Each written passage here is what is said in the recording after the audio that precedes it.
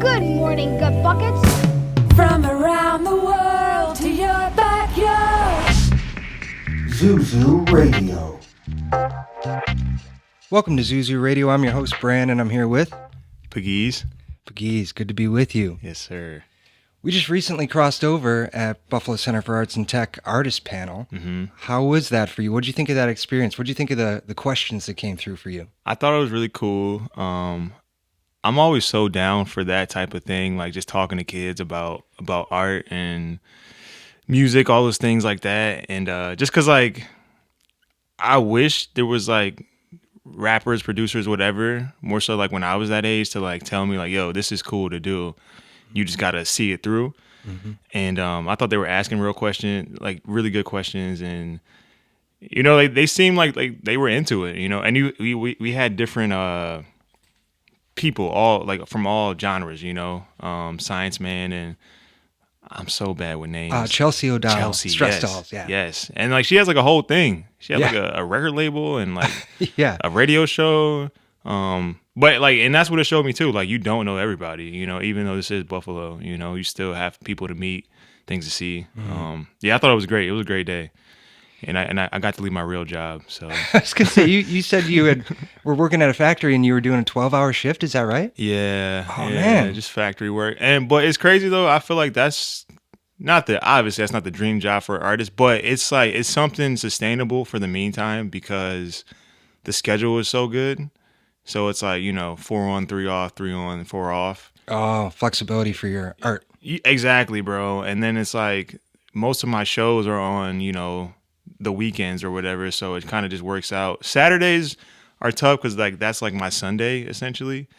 But you know, you get through it. You know, it is what it is. You get the Sunday scaries thinking you got to go yeah. back. And then Sunday comes and you really have the Sunday scares. Right, So then yeah. it's like just double.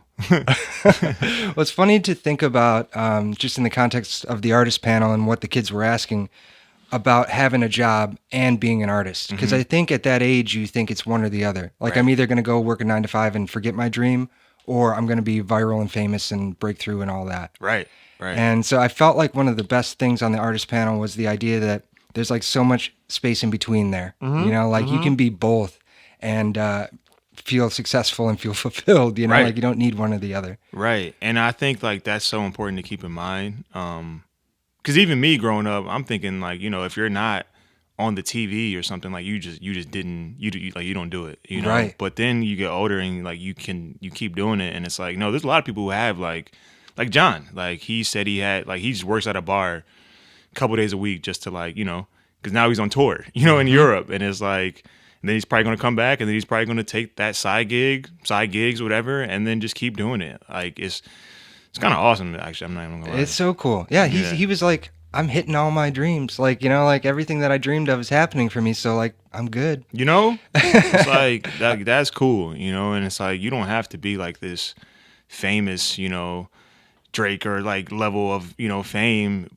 You know, you can still do cool things, you know. Like he has like I like that kind of like blew my mind that day. I'm not gonna lie, like, you know, like there was kids in there asking questions, but I felt like a kid a little bit too, like, really, please tell me more about this tour that you're about to go on. Yeah. You know? And he was breaking it down for me, and I was like, then he had all that merch, you know, and like that was really cool to see.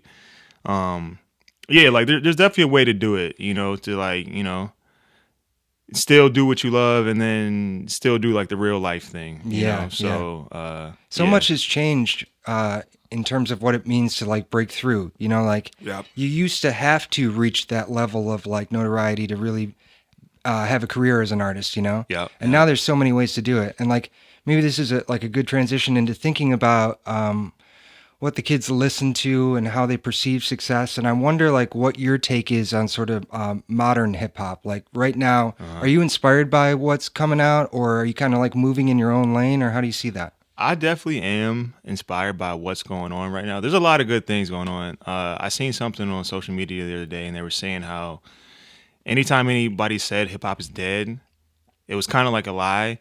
And I don't like. I kind of agree with that, and you know, like it's kind of, yeah, I agree and disagree. Mm-hmm.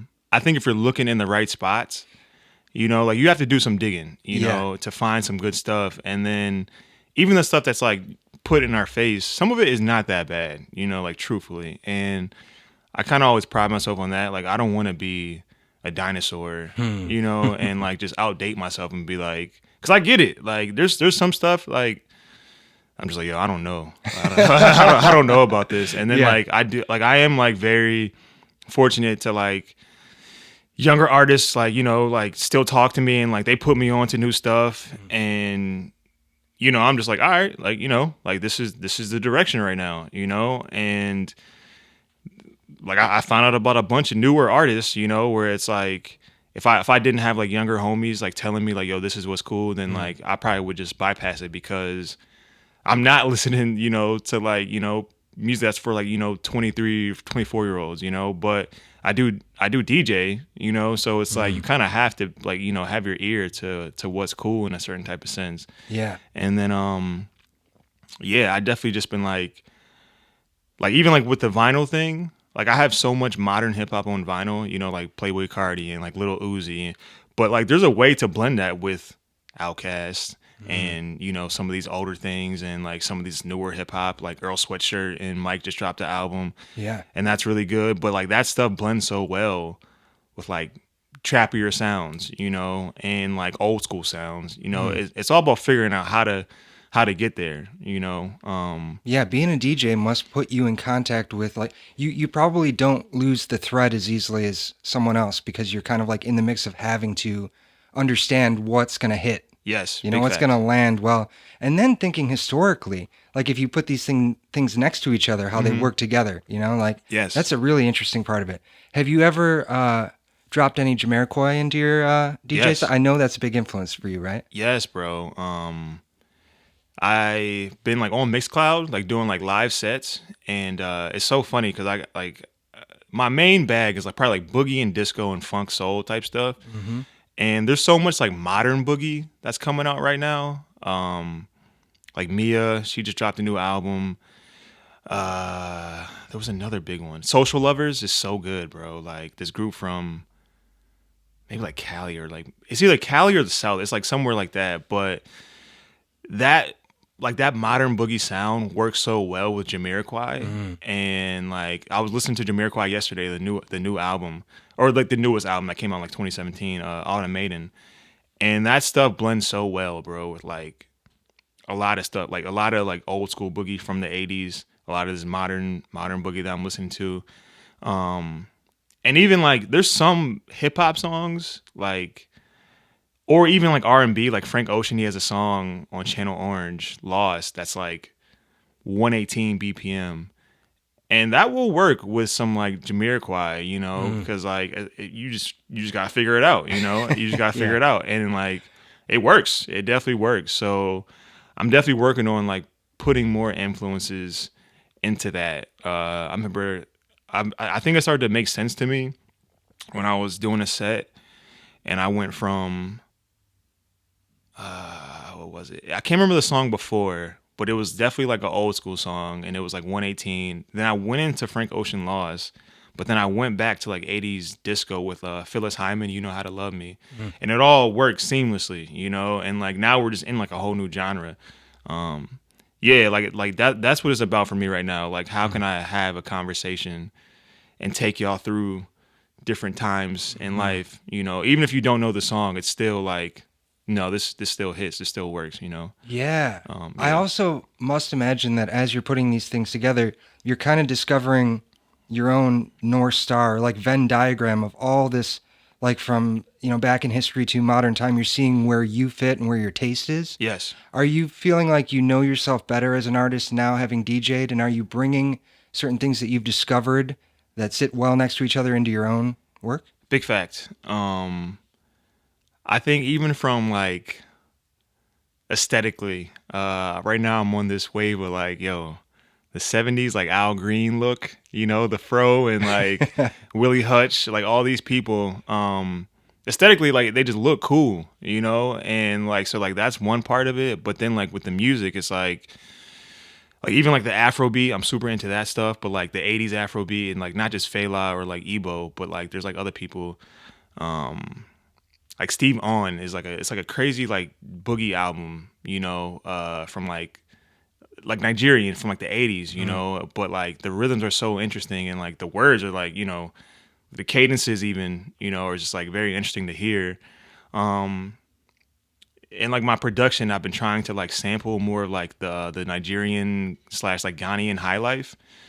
And I feel like I cracked a code recently with it. And like it was like one of those things where like I made it and immediately words just came, you know. I love when And that happens. bruh, it's like there's no better feeling, bro, because you go through writer block sometimes and it's Yeah. like, Oh my God. Yeah. you know, it can be the toughest thing in the world and like super discouraging, but you know, you have those times where it's just like immediately I just put words to it. And that's what happened when because I've been trying to listen to like more house, and then like you kind of like replicating the drums, and then throwing on top of it like something just like that shouldn't really work, but it does work, and like that's what it was with the high life, and it just works so well, you know, and you get like a whole new sound, but the original sound or the original song from like that high life song, he was like doing like little things with his voice, and I was like, all right, well, let me just try that too then. And then like it works though, you know? So like you kind of do take these little things like from these songs that you listen to, and then it's like, well, let me try that in my music, you know? And it's been a lot of fun. It's been a lot of fun. Some stuff doesn't work, you know, some stuff doesn't work, but I'm also thankful for that I know how to record myself and I have like my own home studio. So you can be as comfortable as you want, you know, and like, you know, if you like it, cool. If you don't, like nobody's gonna know, you know. So Yeah, definitely.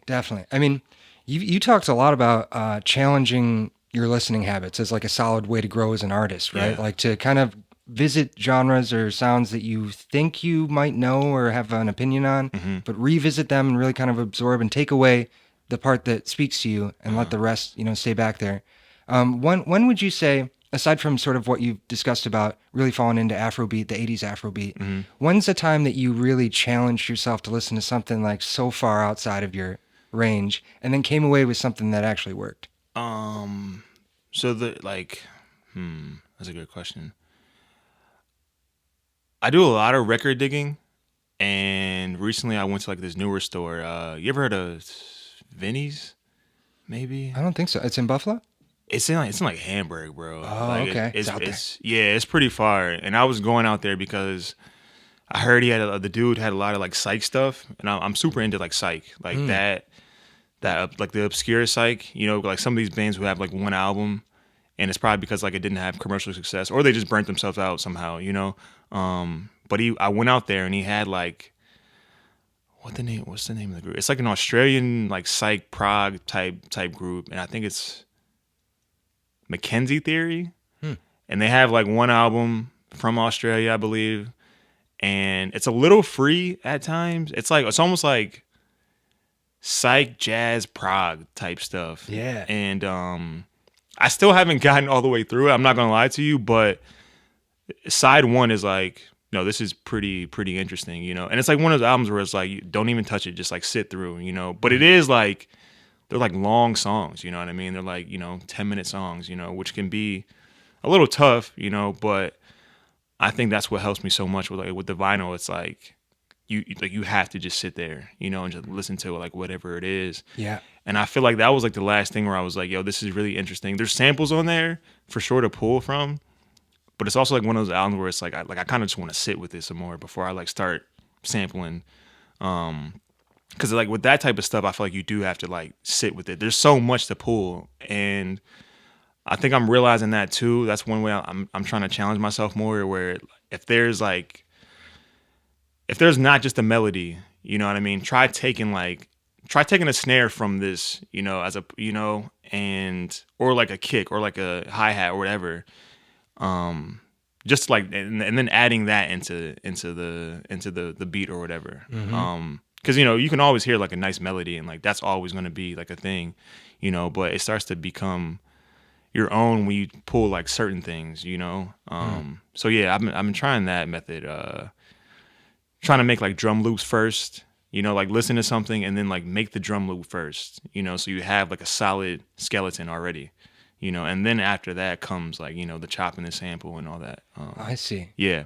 So how do you know when something is a great sample. Like the thing that's interesting about people who crate dig and are like sample seekers is that they almost are able to intuit the rest of the song just by hearing a certain section and going like, that's going to work. Like you kind of just like know. How do you know when it's going to work? I think it is like everybody says it, but it is just like a feeling, you know. And I've definitely become a person where it's like, no, I have to listen to the whole song now, because sometimes it is just in the first 5 seconds and it's like, all right, that's all I need, and then the rest of the song is not necessarily bad, but it's just like, yeah, I don't need nothing else. But sometimes you do listen to a song and you get to the last, minute of it and it's like, yo, this part is amazing. You know, this is the best part of the song. And then you pull that, especially in like disco songs, like, if you slow down disco, like some of that stuff is like really good slowed down, and for me, that's what it is. It's just like, if you sit with it and like it makes you feel something. Like yesterday night, like I got like the Sweet Soul album, and the whole song is good. Like it really is. And and the first 10 seconds was good, and I was like, yo, I could just pull this, but then like, when you're 2 minutes in, it's like it's still hitting right now. Yeah. So sometimes you just gotta sit with it, and then listen again when you're in your DAW, and then kind of like decipher from there, like what to use, what's good, what's bad, whatever. So yeah, man, it is just like, for me, it's just like a listening process. Like you should just listen, and not just like skim. But like when you're with people, sometimes like that's when it gets weird. Not everybody wants to do that, which kind of sucks sometimes. I'm like, yo, bro, you have to like sit here with me and be in this moment together. Yeah. And like, let's just listen to like these samples, whether it's good or bad. Sometimes you do get bad records and it's just like, all right, this didn't hit. But I don't see it as wasting time, No, it's part of the journey, part of the process of discovery, right? Like you have to explore that to know it's not right. Yes. You can't just guess, I find a lot of times the best sample is the last hit of the song. Like I'll be listening, I'll get to the end and there's like the cymbal hit and the things like fading out, and I'll grab that and I'll just mess with like the timing and stretching and like. You do sample? Yeah. Oh shit, didn't know that. Can I cuss on here? Yeah, oh yeah. Oh, all right. We're good. All right. Sampling is like, I have a project called Bunk, which is like my sample moniker. Like I need to give myself different names for things. Otherwise, like I try and do too much in one space, and like it's important for me to like boundary it. Yeah. But yeah, I just think that it's so important to find like those spaces. Like Dilla is so known for, he'd like go down in the basement, whatever. He'd listen to the whole thing. He'd pull out every single second of the song that didn't have drums in it and put it on a pad. Yep. And guys would come down and be like, how did you do that? Crazy. And he's just got like the brain for it. Some people can like really see inside of the song, that's already composed and then totally make it their own. Yes. Like, do you lean towards lifting, flipping, both? I know that chopped and screwed is the thing for you that I want to talk about like right after this, but which way do you lean on the sample? Are you like recreating it, or are you like totally deconstructing it?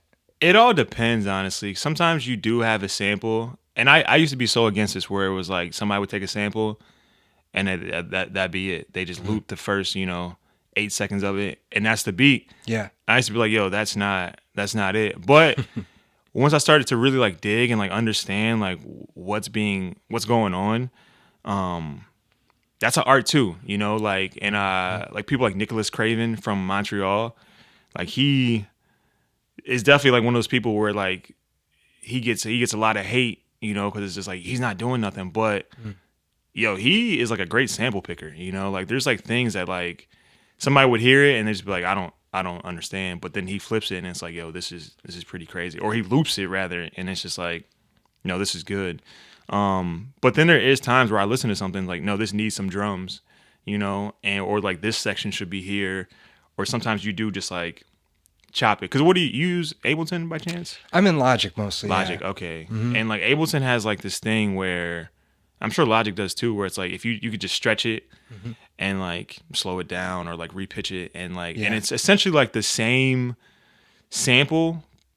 You just might have like manipulated like a little bit, but then you have like this the sampler where you put it in, and like you could do so many different things. You could chop it, you could just hold it, and so like it all depends on like the sample too. That just comes with like time, just like figuring out like what you want to hear.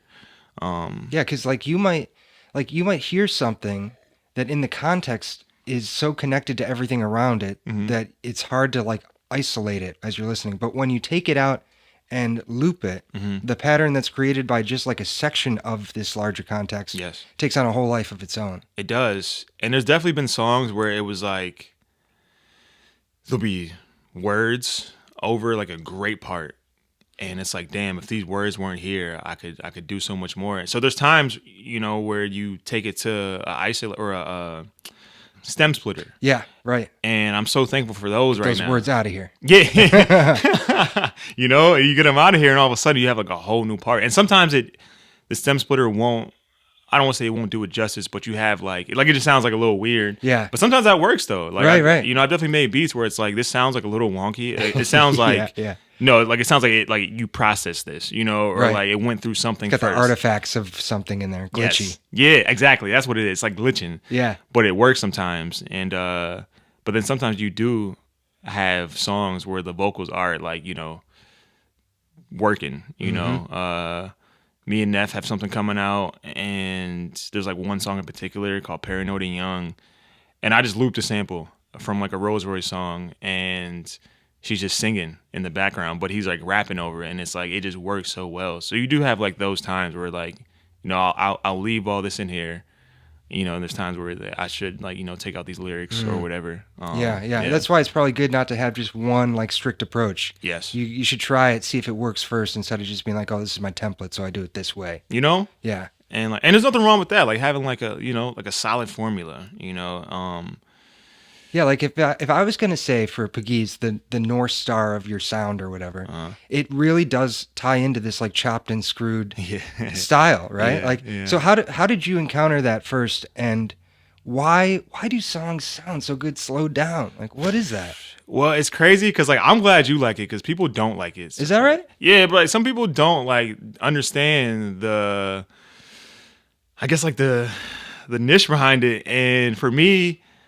Like a lot of my family is from the South, Louisiana, and I remember like growing up and like listening to like a lot of like Southern music and things like that, and I was being put on to like certain things by my cousins and uncles and things like that, and then coming back up here, well, like I was in Maryland at the time, and you come back and it's like kind of sticks with you, and you look up things and.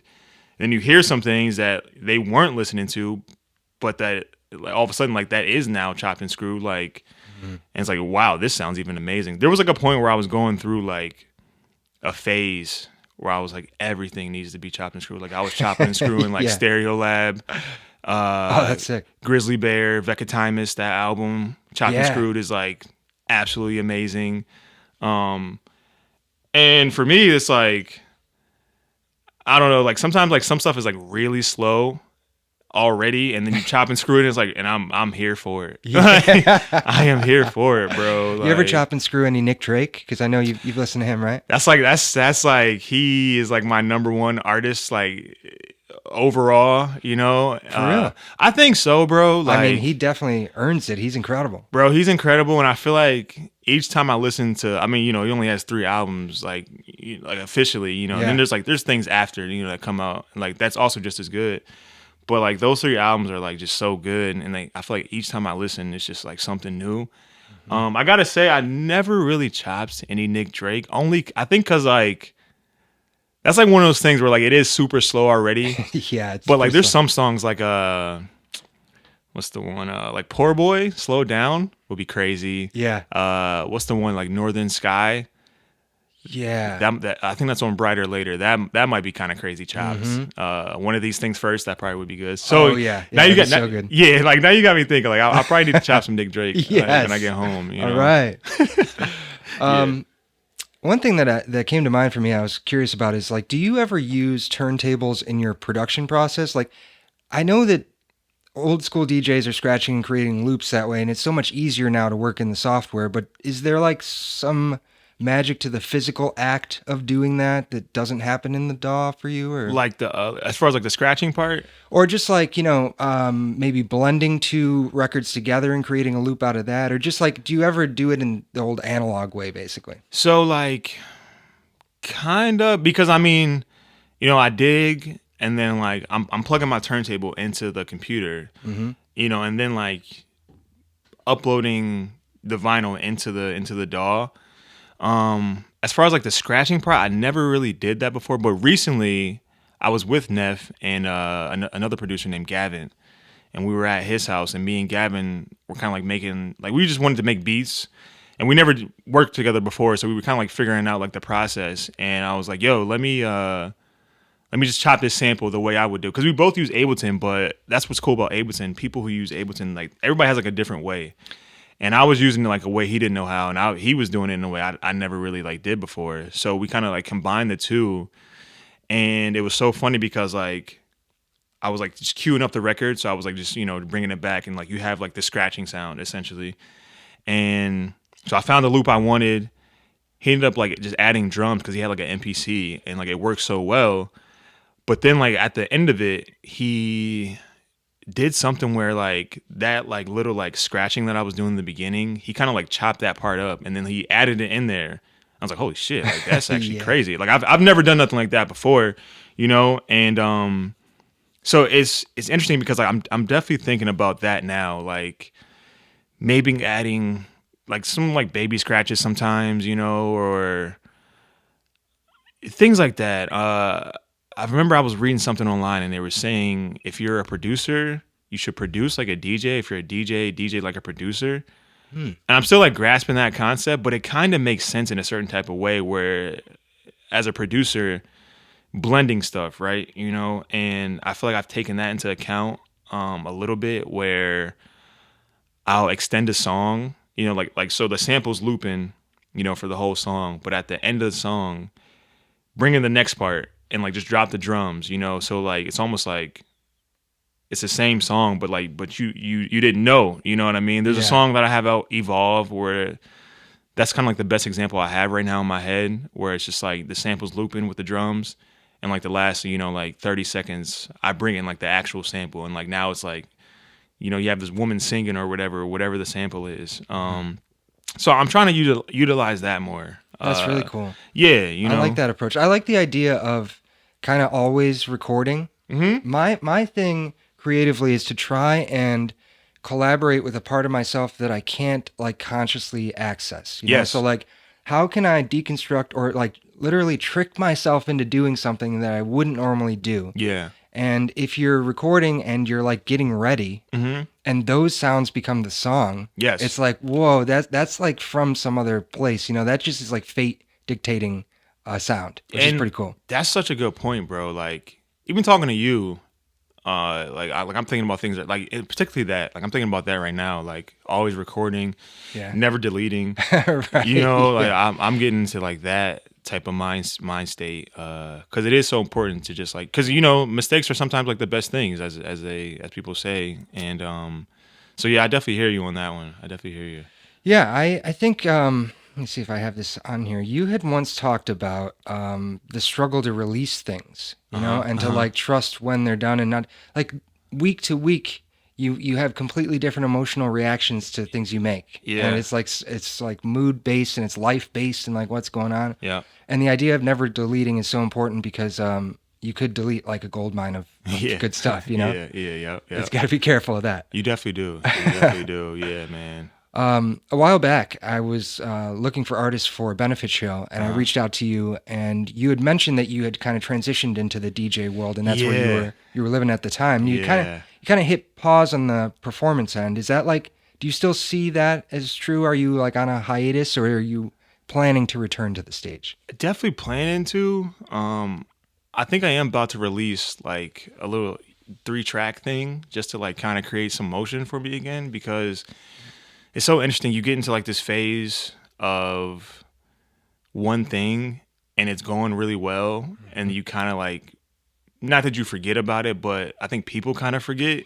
Yeah. And it's not even like people have you fucked up or nothing like that. It's just like they just see you doing this one thing a lot. Yeah, they And compartmentalize you as this now. you know, as like Yep. a DJ and producer, which is awesome, you know, and because you get booked and like, not to be for what it's worth, like DJing pays, you know what I mean, like a lot more right now. So that's kind of like the thing that's in my head. I remember like you know Brandon B-Day. Yeah. So I remember like when I was first like deciding like, yo, I think I'm about to do like the DJ thing like a lot, and he was saying like, you know, people kind of, it wasn't that he was like warning me or nothing like that, but he was saying, you know, like once you start doing this a lot, people kind of see you as that, and even like DJing for Neftali and like other people, but oh yeah, like that's the DJ guy, you know what I mean? And yeah, like I think that part has like it doesn't even make me mad anymore. It's just like, all right, like, well, you just have to, you know, do the thing, like, you know. And I haven't been not recording music. It's just like, when do I release this? How do I release this? And you start to get in your head a little bit. But I think I'm in a good spot where it's just like whatever, you know, just like do the things, put it together. You know, maybe you have a concept, maybe you don't, but either way, just like you should be releasing these things. And so yeah, I think I'm about to like drop something like really soon. I want to experiment with like how I release it. So maybe like Mixcloud. Yeah, we were talking about this a little bit, right? Yes, we were. Yeah, yep. Yeah, and but even that, like that was a week ago, and then like this week I was like, well, I kind of like I want people to hear it, you know, and like Mixcloud, the interface is great for me, and they have the app, but like some people are just like, I don't want to, you know, I don't want to have another app, like, you know. If it isn't on Spotify, or Apple maybe, a lot of people don't hear it. That's kind of it. Yeah, that's kind of it, unfortunately. And even like people are now, I feel like, becoming used to the idea of YouTube. But if you don't have premium, you still have all these ads, and like, bro, like premium's about to go up to like $20. Oh. Yeah, bro. And I have both right now, unfortunately, but like because I make music, you know what I mean. So I feel like I justify it for that reason. Yeah. So you know, Apple is 13, and then YouTube's about to go up to 20 next month, and it's like, yo, I'm about to pay $33 for like music. Yeah. But I'm not gonna lie to you, like it might become a thing where it's like, all right, just YouTube, because the algorithm on YouTube is elite, you know. Right. I've heard that. Yeah, it's much better than everything else out there. Oh yeah. It is tough to manage that though, especially with the way those services treat artists, and knowing that you're kind of boxed into, if you want people to hear this thing you worked really hard on, you have to sort of sacrifice part of your livelihood for that. And it's just like, man, I struggle with that a lot. Like I live almost exclusively on Bandcamp. I have stuff on Spotify, but I'm just about to pull it because I'm like, I kind of just reached a point last year where I was like, I'm done. Like, and I honestly, I'm like, it's better for my mental health if I get out of there. And then if people want to listen, there is a way. Yes. But it's up to them, you know, to decide. So I've also been doing this thing, dude. It's like, I feel like I'm going back in time. I bought a CD booklet. Nice. It holds 40 CDs. Yep. And my car is 2016, so it has a CD player in it. Nice. And I've just been going through old mixes. You got a 6 CD joint? It's just a single in the car, okay. but Okay, yeah, 40 in yeah. the pack. Yeah. But it's been so nice. Like I have this rule where I listen to everything all the way through. Like I'm not just skipping around, and it's a totally different. It reminds me of how it used to be to listen to music, and I really missed that. I didn't realize how much I did, but it's like that's a thing, bro. And I feel like we're in such like a nostalgic era where like everything. Somebody called it nostalgia farming. It's like oral farming, but it's nostalgia, and it's like it kind of is like that right now. But I'm kind of for it because, like you said, it's like I remember when I had a booklet, but it was a basketball. And it was circle, and it was like all the booklets, and I had Stankonia, and I had Love Below and Speaker Box, and a bunch of like random mixes that my cousin from Louisiana he would make me, and it'd be like 50 Cent, Justin Timberlake, Queen of the Stone Age. It'd be like random mixes on there, but it was like that's how I found out about Kid Cudi, and he had the song "Wasting My Minutes," and like it was just on like a random mix that my cousin made for me. And person to person curation. Yes, like, bro. That is so strong. Like I miss that so much. I was just telling Chelsea how I've started to sign up for newsletters from human beings suggesting music. Yeah, bro. And it's like so much better. I don't know. It just feels right. It does, bro. And I think like that's why that algorithm on YouTube is so elite, because they give you things that's okay. You may have never heard of this, but you're gonna like this though. Like they just know. They like, I don't know how they know, but it's really good. That's how I found out like a lot of house right now that I'm listening to. Is like just through YouTube, and it's just like, wow, I've never would have looked this up because I just don't know, you know. Yeah, like, right. Larry Exploring Heard. something like totally unknown is so helpful to have like the whole library there, and then something that knows you a little bit to kind of like funnel it down. Yes, bro. Yeah. Yes, bro. That's cool. Yeah, man. Well, so thinking about your recordings and like putting things out and starting to get back into this, like artist mindset versus DJ. Yeah. DJ is an artist too, but you know what I mean? Yeah. I know that you had once said that the live performance of your songs is so important because the production of them might be pretty chill. That's sort of where your ear is. But Yeah. like the emotionality and the lyrical themes are stronger than that. And so when you see it live, it like translates in maybe the pure form or the real way. Yeah. And so I was thinking about your hiatus, thinking like, oh man, maybe we're missing out on like Puh-GEEZ, the true nature of Puh-GEEZ, you know? Well, it's so crazy, bro, because like you said something earlier about what was the alias you have? Bunk. Yeah. And like I feel like that's so important to have as an artist because like my alias is Nude, you know. Right. But then like I want like another one where it was like Side Eye, where I'm just playing like that's like the psych rock thing that I do, you know. But so like and like that's what it is for me. It's like, all right, like I low key am like truly like in the purest form. I feel like I'm like the Nude, you know, and like that's what it is for me. Like when I call myself that, it's just like I don't want to be seen because like it's not about me. Like truly, like not even just saying that, and like, but that's like how I feel about all of it, you know, like. It shouldn't matter about like the face of it all and like it's the music that really counts. But then it's like when you're like, you know, the performer and like the rapper or whatever it is, it's like it is about your face, you know what I mean? And like I feel like that's kind of why I wanted to take a step back a little bit. But even like on the way over here, I was listening to like the newer stuff and I was thinking about like, well, how would I perform this? Because like the beat is like very chill, you know. It's like it's a jazz sample from Gene Harris. And so it's like it's a very just like nice mellow sound, you know, and like you would listen to this like on like a nice sunny day or something like that. But and even like the lyrics I'm saying on it, they're a little like they're personal, you know what I mean? And like it's about just like growth and things like that. And straight up, like when I'm in my house, like, you know, like I'm practicing like the motions and like how I would do this, how I would say this. And straight up, bro, like a lot of the times, like it ends up being me just like, I don't want to say yelling, but it's like, it's how I would do it on stage. And it's like, it's a little more animated, you know? Yeah. And I do miss that feeling, bro. Like, you know, like where I'm not like yelling at people, but because I don't even want to do that anymore. Like, I feel like that was like a big thing of like the Roadies thing and like, oh, they're just turned up. Like they just yell and like they jump and stuff, which is awesome, you know, because like, that shows you we really love our shit. But I think as we get older and like we're dads now, like I think we kind of want to just like let's hone it in a little bit. But there is a way to like still do that, and it's like changing your voice a little bit, you know. Maybe on some parts you do just kind of like, I don't want to say yell or like you jump around or whatever it is, you know. Like it's just like all about figuring out like the spacing, the timing of it all. So I think I'm playing with that right now. Like, cause I don't want to be just up there, just like, you know, 20 minutes straight. I'm just yelling at y'all and jumping around. Like, cause I've done that before. Yeah. And it's cool. And like, people are like, oh, that was so good.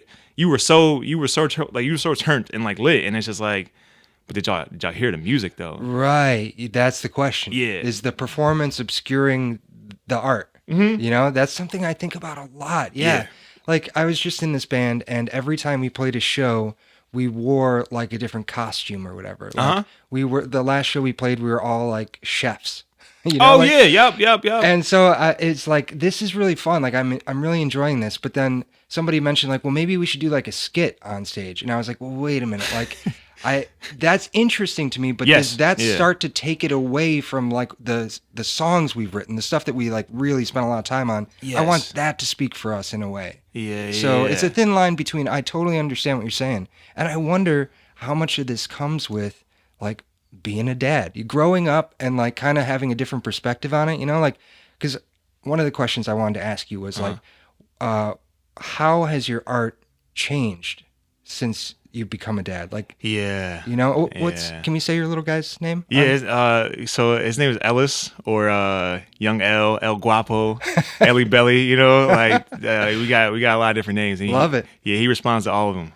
So it's great. Yeah, bro, I'm not gonna lie. That is my guy.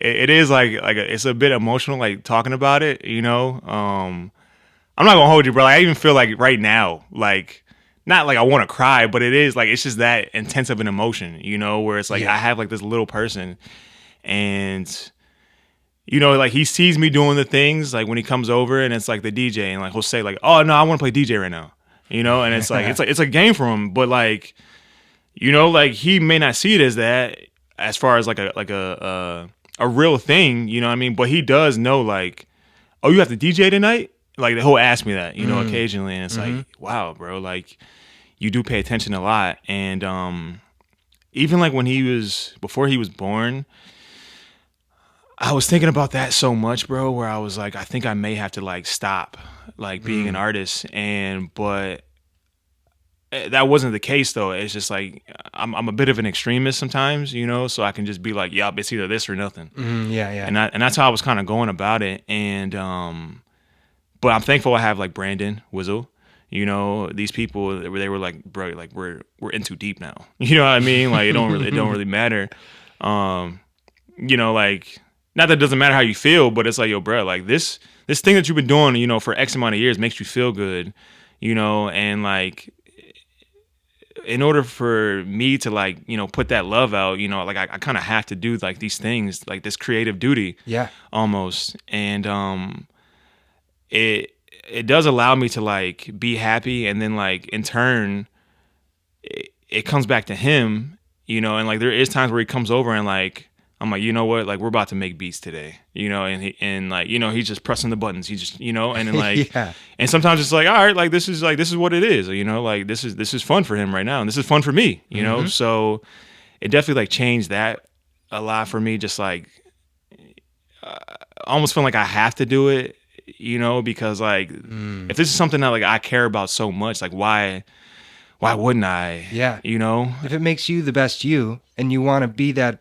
for your son as an example, like I mean that makes total sense to me. Yeah. That's exactly what it is, bro. And like I think I'm to a point now where I don't care about like I don't want to be famous, like I really don't. More so just like security, or like even if that doesn't happen, bro, like this is who I am, this is who I am. Like I'm a be an artist now. I'm a be an artist, like until then, because like I can't unhear things, like I can't unhear a great sample, like I'm always gonna listen to music and like, wow, this would be great if it was looped, and whether I do it or not, like whatever, but like that always just sticks with me. And all these records that I have now, like that's going to him, you know what I mean, when I'm gone. So it's like you might as well like get him used to these things, and like when he comes over, he's like the Lil Wayne, the Carter 3, where like, he's a baby and he has the tattoos on his face. He's like, Dada, who's that baby?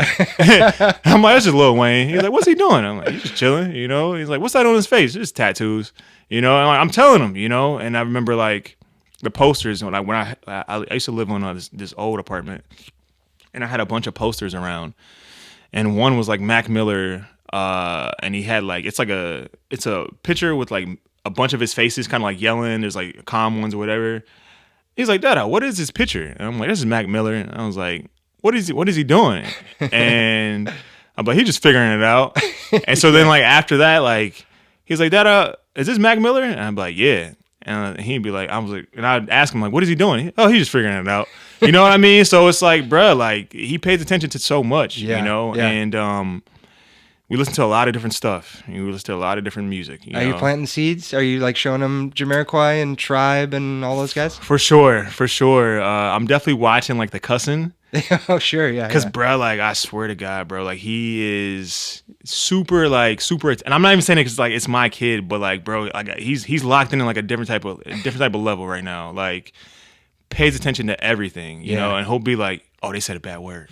And I'm just like, you better not say those words. He's like, I won't. So it's like he pays attention to a lot of different stuff.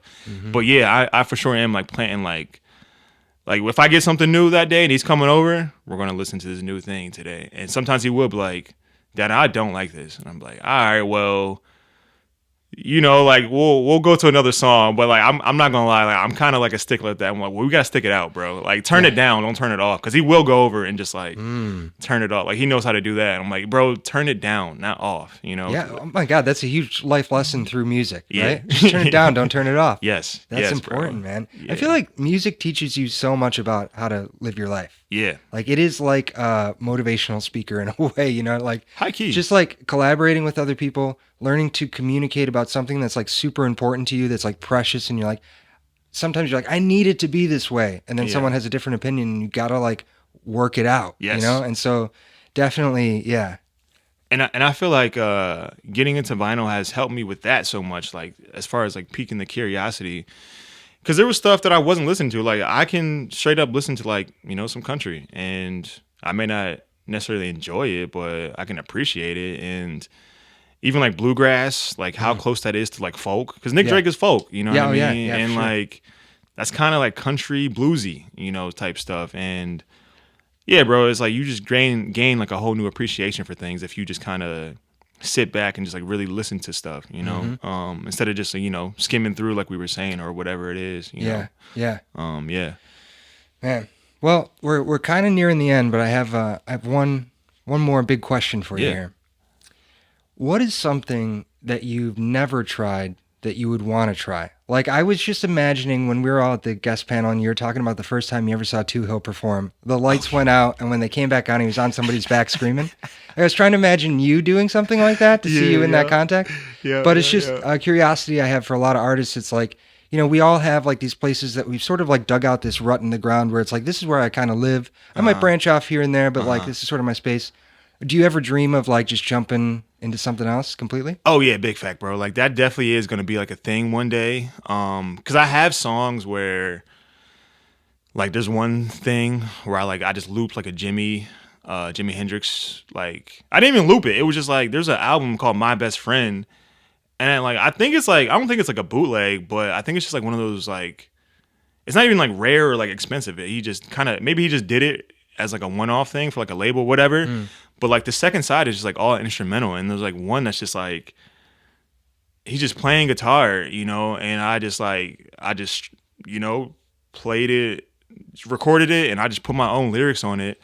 A few songs like that, and there's like a song from the Weeds, and I loop that, and it's just like a psych rock sample. But it definitely has me thinking like, yo, eventually I want to be able to play something, and whether that be like more so like acoustic, like I definitely want to one day like just do like an acoustic set. Yeah. And whether it's just like a thing or if it's just like, yo, one night only, come watch like, some of these original songs, that I've been practicing in my basement and Yeah. on some Nick Drake shit, I was going to say, yeah, it sounds like know? that's sort of like something that you've looked at and thought, this speaks to me. Yes, bro. And so maybe there's a way for you to kind of live in that world a little bit. I think so too, because like with some of his stuff, I'm not saying like he's just spewing at the mouth, but some of these things are just like, yo, what does that mean? Like, what does that mean? Yeah. And like, and maybe if he was here right now and if you were to ask him, maybe he would say like, yo, that doesn't mean anything. Like I just said that, but like that's what's so cool about it is like it's all like our interpretation, and I feel like with certain things, like you can kind of like not that you can say anything, but you can say something, and maybe it means nothing, maybe it means like a magnitude of things, and I feel like with that type of like genre, I feel like you can say different things and have it be a meaning to somebody or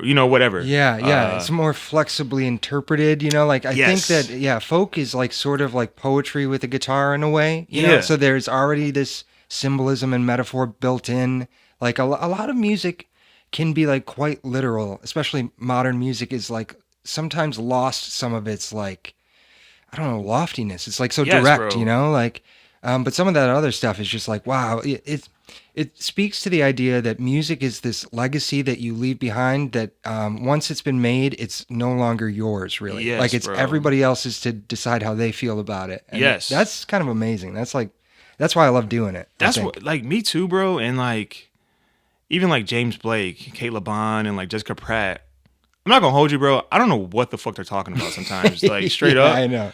You know, but it's like, it's good though. You know what I mean? And I'm just like, damn, bro. Like, I kind of want to just like, and I have to like say that before I say this. It's like I want to be able to say anything, but it's not like they're just saying anything. Like this, like even like King Cruel. You know, like sometimes like I'm like, yo, bro, I don't know what you're talking about. Yeah. But it's just like y'all just have like this free thing of just like, you know, like I'm gonna say it and you can take it how you want. Frank Ocean is another big one where it's like, yo, bro, you know, I don't know what you meant by this, but this hits right now. Yeah, you it's know? inviting you Yes. to figure it out in your own way. Yes. That's so great. I was reading something, or maybe was this in Wayne's World? There was something about like, how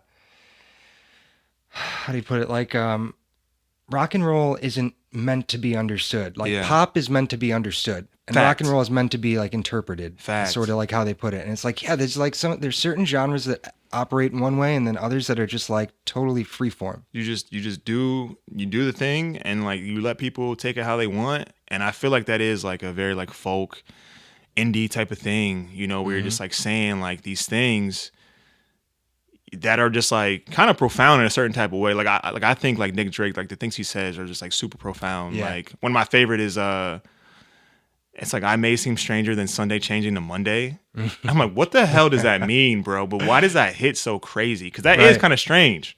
You know what I mean? It's just like a whole new day all of a sudden, you know? And it's like, it's so simple, but yet so profound. Yeah, man. It's amazing. Yeah. Yeah. I was listening to your stuff, obviously, in preparation, and one line stood out to me. I need to see my seed grow up better than me.